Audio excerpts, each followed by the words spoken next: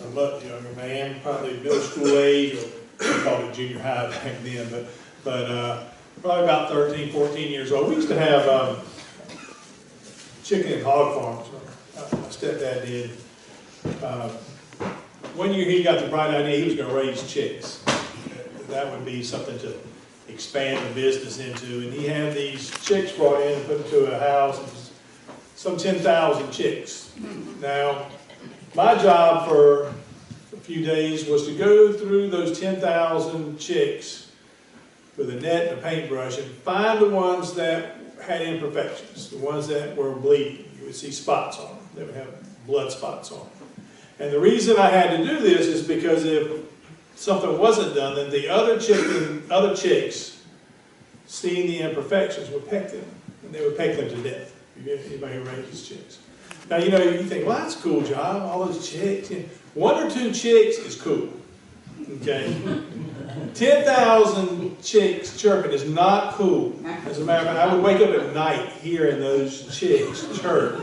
That is a loud noise and not a lot of fun. But I would run through and I would have to catch them with a net, and then I'd have to paint them with this goop that made it, so the other chicks would not want to peck them. When we pecked them, have a bad taste of it, so they would stop so those chicks could live. So in essence, you know, what I was doing was offering them life where there was only certainly death. Maybe I was in preacher training and I didn't know it at the time, you know, but it was definitely not a job I enjoyed. But, you know, I bring that up because, you know, I wish that that pecking or the kind of killing off of people who are different was just limited to chicks or chickens. But it's not, is it? We kind of push people to the outside too, don't we? Maybe you've been on the outside. Maybe you're one of those people. But as a society, as humanity, we have a tendency to push those who are weaker or different to the outside, don't we? Kind of separate them from the herd, so to speak. You know, maybe you've seen that where you work or where you go to school or just in your neighborhood or in your social gatherings. There's those people who are off to the side by themselves, sitting by themselves. Some people call them wonders, some people just call them different. You know? And they're separated for different reasons. Sometimes it's for their looks. Sometimes it's for the way they act. Sometimes they're just not right in the head. That's usually why I'm by myself. Just not right in the head. But for whatever the reason is, we seem to cast them out. Like, they're not what? They're not like us. They're not normal, because we're normal, right? You're normal, right? It's those other people that aren't normal. You're the normal one. So because they're not normal, we put them to the outside. You know, and it comes in all shapes and sizes. You know, sometimes it can be, you know, the kid with acne at school. Kid with a bad case of acne, he's just different. I ain't hanging out with him. That stuff might be contagious, you know. Or the high school kid having a bad hair day. You ever had a bad hair day?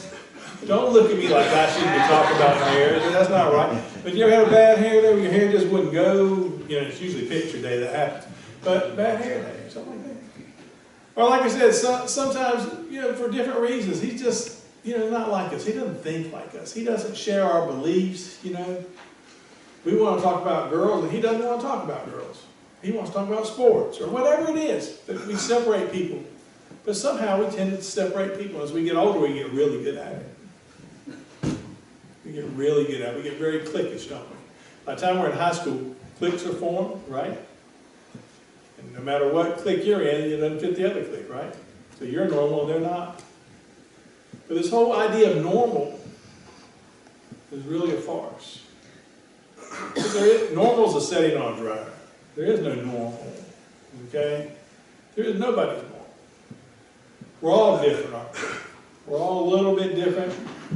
Some of us are a little bit odd. I'm very odd. I get it. But some of us just aren't right. Or are we? And everybody else is wrong. It's kind of confusing, isn't it? But why do we tend to push off these people who aren't like us, or have a weakness, or maybe a disability? Yeah, maybe they walk with a limp. Why is it that we as people do that? You know, I remember seeing David Ring, who's a preacher, one of my favorite preachers, preaching one day, and he was talking about, somebody in the audience asked him, he has cerebral palsy, so he walks with a limp, and he talks with, well, you have to listen to him for 5 minutes where you can really start to understand him. He's a little bit different, loves God, has a great story. If you ever get a chance to see him, spend that 30, 40 minutes listening to him, he tells the same story every time, but still, he has a great story. But somebody asked me, says, don't you want to be normal? Don't you wish, you know, if you could ask God for one thing, don't you want to be normal? And he had the best answer. He said, who's normal? Are you normal? And if you're normal, is the person next to you normal? Or the person behind you? Are they normal? What's normal? He said, you know, God knitted me together in my mother's womb, and I am wonderfully made. That's from a man with cerebral palsy. That's a beautiful answer, isn't it? Because he recognized something. He had come to terms with his disability, or what made him different, or what made him unique. He had come to terms with that, and he realized that he was wonderfully made by God, that he was a beautiful creature. And God had made him just as he wanted him to be. And though it may not have met the world's expectations, it met God's expectations. And he was right where God wanted him to be, doing right what God wanted him to do.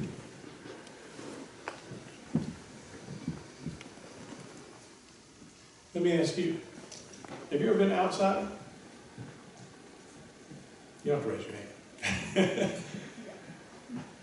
But you know, I think for most people at some point, or a lot of people, you're on the outside looking in. You don't always fit in. Maybe you're not the popular one. Maybe you're not the good looking one. Maybe you're not the smart one, or the athletic one. But somehow you just don't seem to fit in. And if you've been there, you know the pain of that. And if you haven't been there, then add it to your list of things to thank God for tonight, and I hope you never get there. Because it's a painful place to be. And those of you who have been there know exactly what I'm talking about. Because it's lonely out there on the outside looking in, isn't it? It's lonely when you're not a part of the crowd. It's lonely, it's sad when you're not accepted by other people. It truly is. So the question I have for you today is what do we do with that as a society? What do we do with that as a church? What do we do with that as Christians? Well, if we are truly Christians, which breaks down to a follower of Christ, we're going to do what Christ would do, wouldn't we? In today's story, Jesus comes before, or Jesus is walking down the street with a group, and there's a blind man off to the side, and he's like, what's going on? Who's coming? What's the commotion? And he says, Jesus of Nazareth. He's coming. And immediately he starts to yell out, Jesus, Son of David, have mercy on me. And they try to hush him up, don't they? You don't. You're not good enough to talk to Jesus. You don't, shh, shh, shh. Quiet. Be quiet. You're not good enough. You're a less than. Right? You're less than you, and you're a blind guy. You're not good enough. Don't talk to. Have you ever felt less than? Has anyone ever made you feel like less than? Like, I don't deserve that? I don't deserve to be loved. I don't deserve to be accepted. I don't deserve it. They wanted to shut him up. That was their response. But what was Jesus' response? Jesus says, let him come. Bring him to me. And he asks him what he wants. He says, I want to see. He makes him whole. He makes him whole. He can see again. Or he makes him normal. Right? Because that's normal, right? Normal people see until you can't see. You see, Jesus saw more than the broken man. He saw the whole man. You see, Jesus looks beyond the imperfections. whatever those imperfections are. We all have it. Any perfect people here? No, of course not. Nobody sits on a perfect pew. Nobody's perfect here. None of us. We all have imperfections. And Jesus says, bring me your imperfections and I'll make you whole. Jesus is always taking those who are on the outside and pulling them in. If you read through the Gospels, if you read through Christ's journey here on earth, every time he encounters somebody who's on the outside, whether it's a leper, whether it's a short tax collector named Zacchaeus, or the woman that nobody wanted to have anything to do with, society rejected, he's what? He pulls them in. He brings them in. He makes outsiders insiders. Because to Jesus, outsiders are VIPs. They're very important people. He sees the whole person, not just what me and you see. We're very judgmental. We have high standards. Right? Because if they're not like me, are you people out there with hair? Nothing to say to you. Yeah. Some of you are trying to lose your hair, trying to be like me. I appreciate that. Keep working. You're going to get that. But you other people with hair. But no. Jesus brings people in. That's what Jesus is about. Jesus didn't come, the Bible doesn't say, for God so loved the world that he gave his only begotten Son for some of the people. He gave it for the world. For everybody. Those with the imperfections, those who are close to perfect, or think they are. Those who fit into the normal range. All of us. No matter where you think you fit into the spectrum. But if we're to live as Christ, then we have to get rid of this world view that someone is less than I am because they don't have as much money as I do. Or that they're living in a box instead of a house. Or because they don't eat 3 meals a day, that they're less than me. They don't deserve to be where I'm at. That somehow I'm special. No, you probably just made better life choices. But in God's eyes, you're all equal. You're all his children. The ones who made bad life choices, the ones who made good life choices. No matter where you are on the financial line, is a millionaire any better than somebody who lives in a box? No, not in God's eyes. They're the same. They're both people. People are people, and we need to look at people that way. We need to take down our judgment, put on our God goggles, and see people as God sees them. It's all deserving of his love. I want to share with you a couple of stories. I want you to see what kind of lessons they show us. And they're both church stories. So they have to do with church. And we'll tell them both and we'll talk about them a little bit. The first one is about a minister. His name was Willie Lyle. He was out of Tennessee. And he was a Methodist pastor. And he had been called to a new church. And he had a dream. And God told him to live as a homeless person for a week to try to experience that. So he did. So he went out and he lived as a homeless person. And he showed up for church that Sunday, his first Sunday in church, and he hadn't bathed, and his hair was a mess, and his facial hair had grown out. And he laid on the lawn, on a tree, in a big overcoat, to see how many people would stop and help him.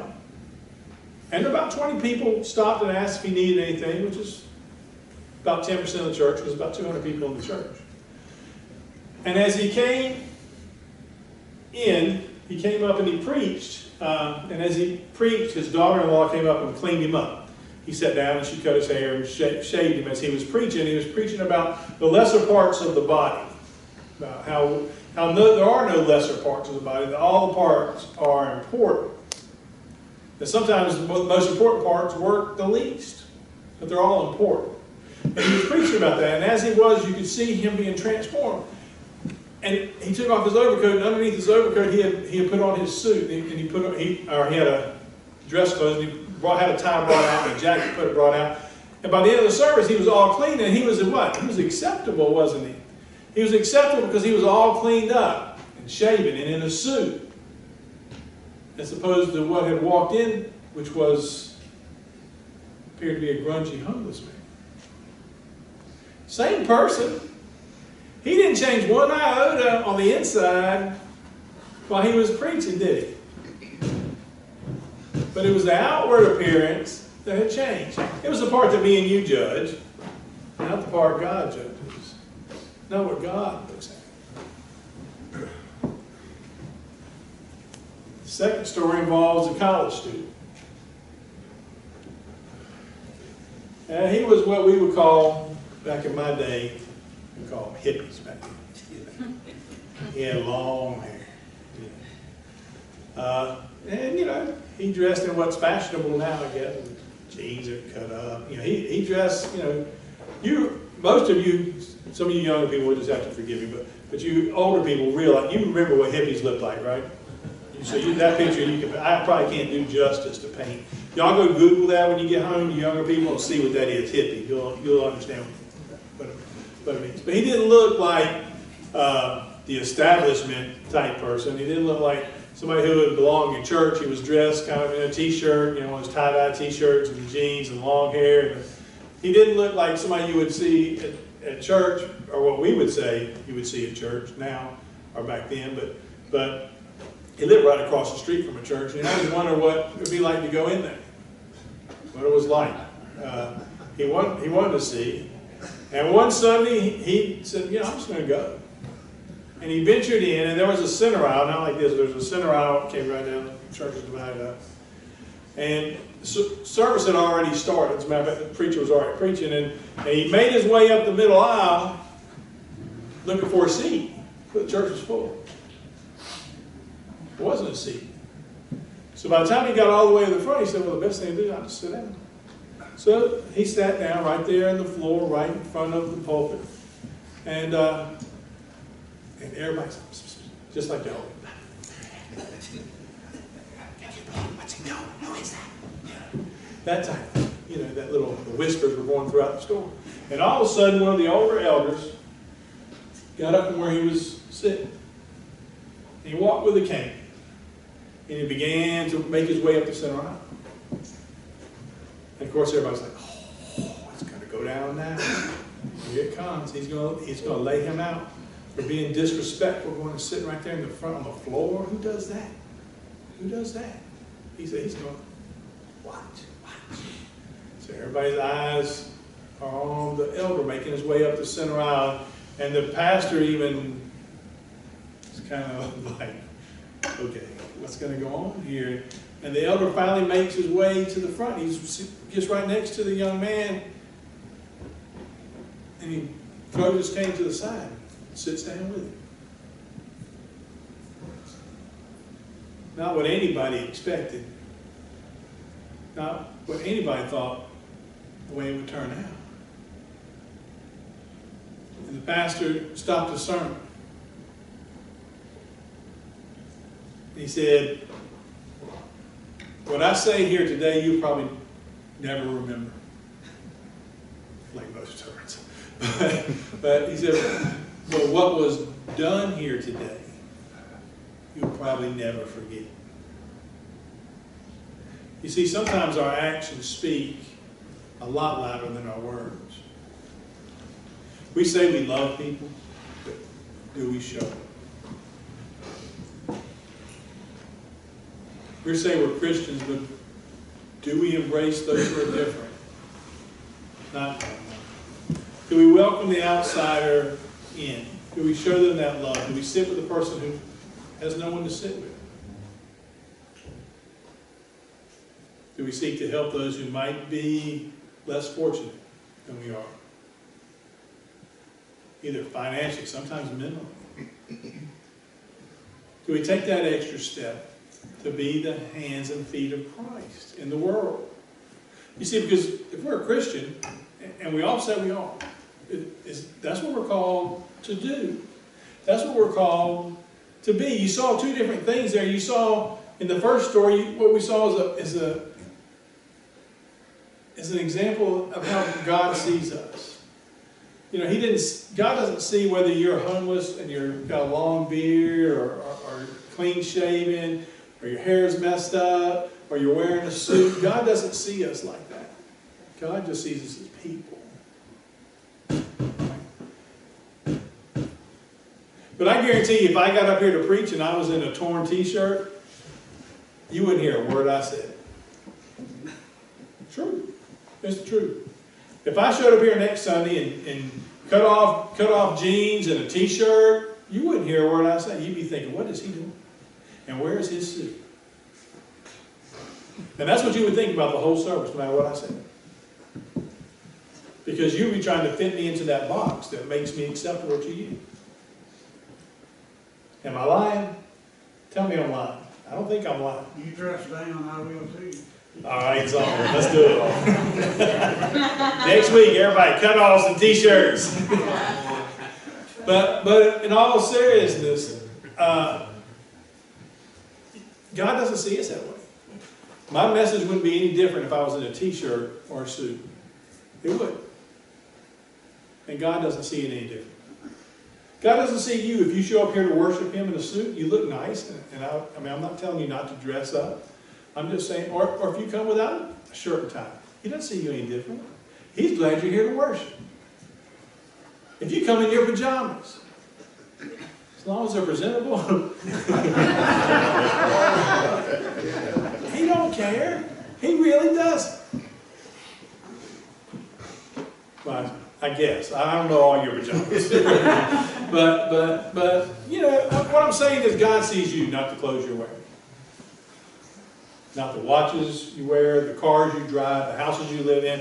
No, He sees you for the person you are. That's what the point that pastor was trying to make. And the second story was somebody saw somebody living out the mission of Christ. To embrace those who are outside. He sat down because he wanted that young man to feel welcome. He came up and sat down because he didn't want that young man to feel like he was there alone. Like he was an outsider. Like he was different. Do we embrace that message?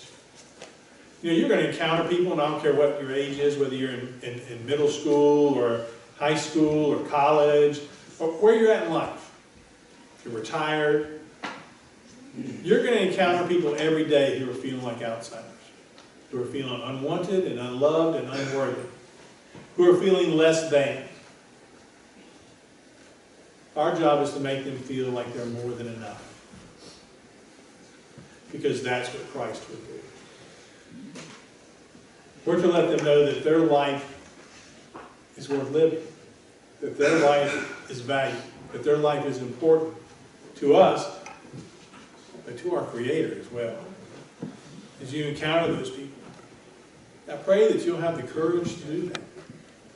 I pray that you will be empowered by the Holy Spirit to embrace those who are different, or seen as different, to make them feel normal.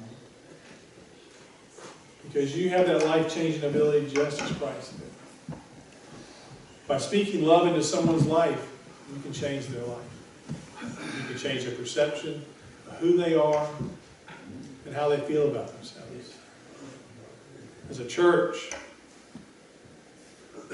as part of humanity, as individuals, as Christians, I invite you to do so.